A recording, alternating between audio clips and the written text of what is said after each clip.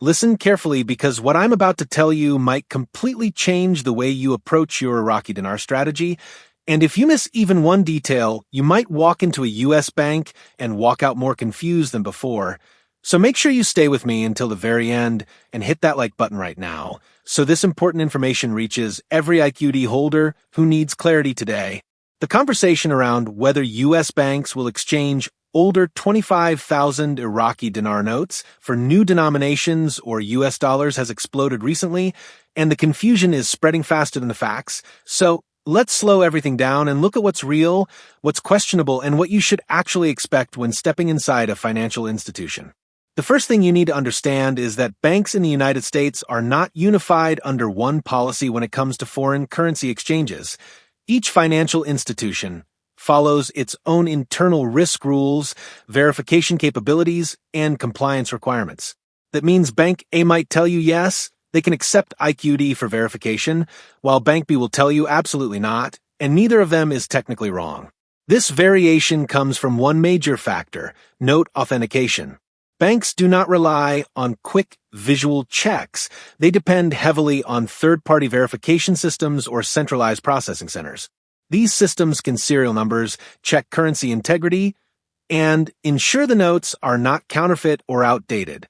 So, when an IQD holder walks in with a stack of 25K notes, and the teller says, "We don't take this," they're not rejecting the person. They're rejecting the risk of dealing with a note they cannot authenticate on site.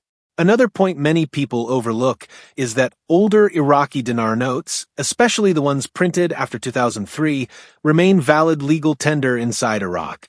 But international banks outside Iraq do not automatically recognize every circulating note because their participation in foreign currency exchange is optional, not mandatory. This is why you'll hear some banks say they only deal with major currencies, while others allow exotic currencies but with stricter rules.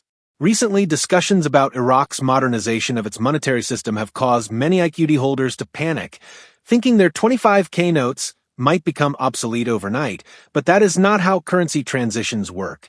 Even countries undergoing major redenominations typically allow older notes to remain exchangeable for extended periods, sometimes years, because sudden invalidation can cause chaos among their own citizens. That said, the U.S. bank staff you speak with might not know anything about Iraq's internal monetary reforms, which is why you should never rely on a teller's opinion or a rumor from social media. Always request official policy clarification from the bank's foreign currency department or corporate customer service, not the branch level where training varies widely. If you've heard people online claiming that banks are secretly preparing for massive exchanges or that hidden contract rates are waiting behind the counter, understand that no documented financial institution has confirmed such claims. What we do know is that bank policies are based on current exchangeability verification capability and compliance with federal regulations. Nothing more, nothing less. So, before you take your 25K notes and drive across states chasing rumors, this video will break down everything confirmed, everything uncertain, and everything you need to think about before approaching any financial institution. And if you haven't already, hit subscribe because updates like these can save you time. When we talk about U.S. banks, money, and the Iraqi dinar all at once, the biggest missing piece in the conversation is the detailed explanation of why views differ among institutions. And once you understand this, entire picture becomes clear. So stay focused and engage by commenting where you're watching from because your experience might help thousands of other IQD holders trying to figure this out right now. Each bank assesses foreign currencies based on liquidity, demand, compliance complexity, and risk tolerance. Exotic currencies like the IQD naturally fall into a stricter category because they are not widely traded, and banks often do not hold inventory. This means even when a bank accepts the IQD, it usually does so only through a mail-in or corporate processing center where advanced authentication tools exist. So, if you walk into a branch holding 1,000 or even a few 25,000 dinar notes, it's not unusual for the teller to be surprised. They may have never seen an IQD note before. That alone leads to mixed answers, hesitation, and misinformation. Another factor is that some banks previously exchanged IQD years ago, but stopped due to changes in internal policies, low demand, or updated risk guidelines. And once a bank stops offering a particular currency service, the branch staff no longer receives training, which is why their answers often sound uncertain. This is also why you might hear conflicting information on social media, where someone claims a certain bank exchanged for them last month, while another person was rejected on the same day in a different state. What really matters is not whether a bank used to exchange IQD, but whether it is currently partnered with a foreign currency processor willing to authenticate and settle the notes.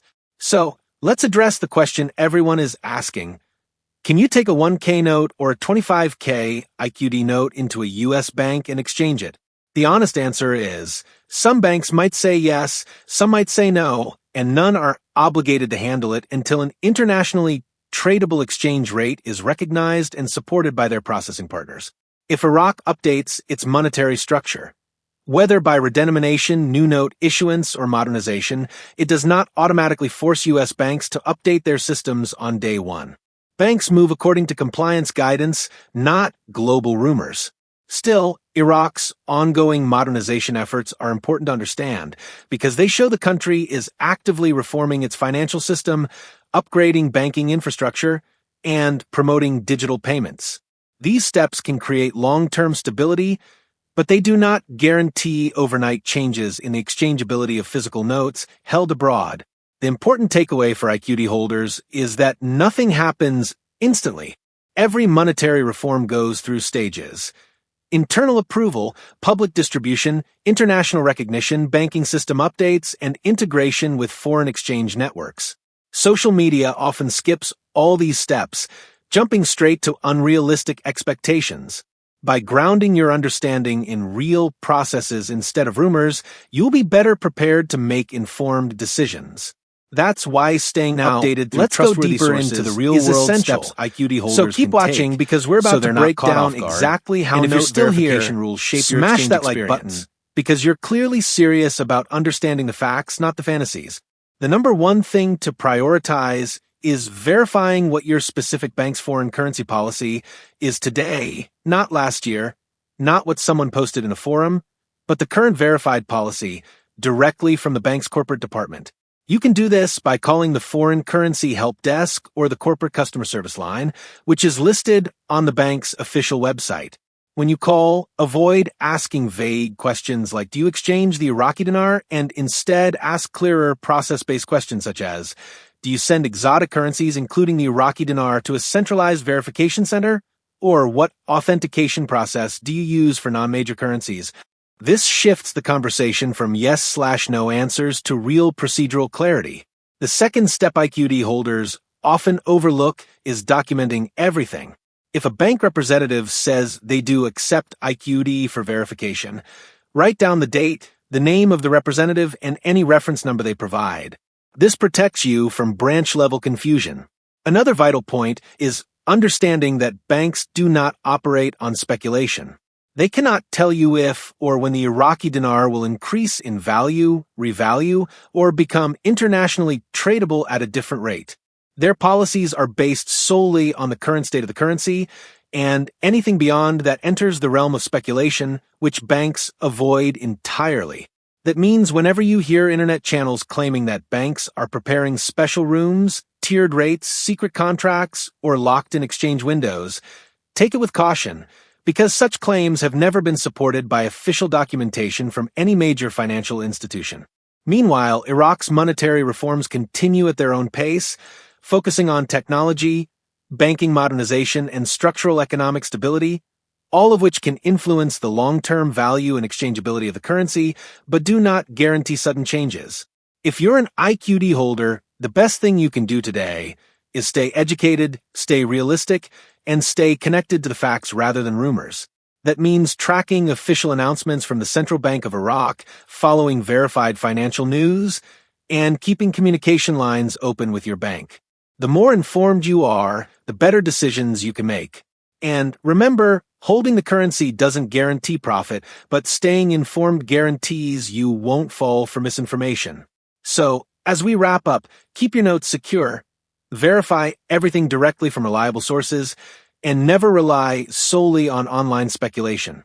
And before you leave, make sure you subscribe, turn on notifications, and drop a comment sharing your experience with banks so we can help each other stay informed and empowered.